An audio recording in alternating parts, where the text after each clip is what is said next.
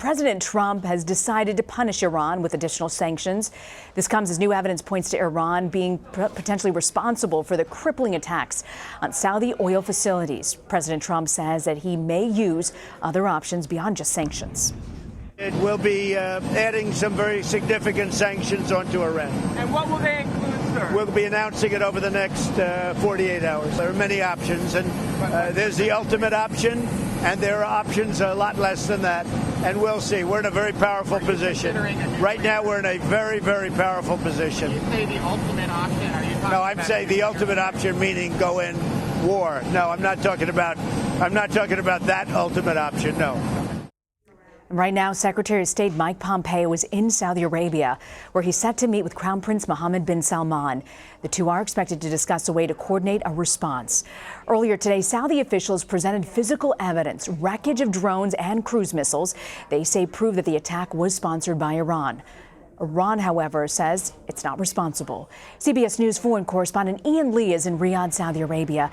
So, Ian, you were at a press conference with the Saudi defense minister, actually presented the evidence pointing to Iran. Tell us a little bit more about that moment. Yeah, Rena, it was just his opportunity in front of the world, in front of the world's press, to make the case that Iran was behind this attack. And first off, as you said, he had drones, he had cruise missiles, pieces of which were laid in front of us, and we could walk up and we could look at them. And they said this is the evidence that proves that Iran was behind it. One thing that has been out there is that Houthi rebels from Yemen saying that they carried out this attack. But in one of their arguments today, they said that these weapons they don't have the range to hit these crucial Saudi oil facilities deep in the desert, and said that this attack, all the evidence that they gathered, that it came from the north. Now, they weren't saying where in the north, and if you look at the map that they had for us, they showed Iran and Iraq. These are two places that have been thrown out there that this could originate from. They said they haven't pinpointed it yet, but they said they're going to still investigate. But one of the big questions is with this sort of attack is, where does Saudi Arabia draw the line in the sand? And I was able to ask that question.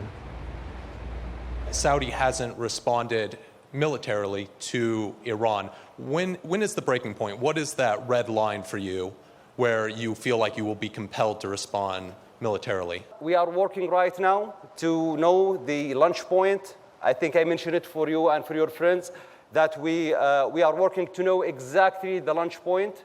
And when we have it, we will have the evidence. And the decision is not in my level.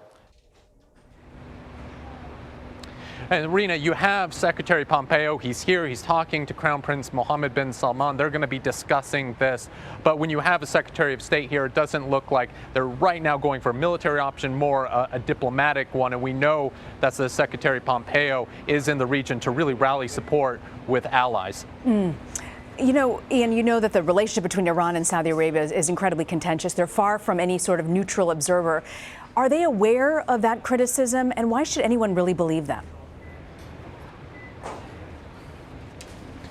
Yeah, for both sides, they are regional rivals, and both have been going after each other. You have Iran, who's saying that they are not responsible. Saudi Arabia is really just trying to build the case to say, no, Iran is responsible. They're bringing in UN investigators. They're presenting their evidence to the Americans. They're trying to get a broad international coalition. And one thing that the Saudis were, the point they really tried to make throughout that press conference, they said this isn't just attack on Saudi, but attack on the international community, because it disrupts the oil supply to the rest of the world, which many Americans will feel at the gas pump. And so they wanted to really express that.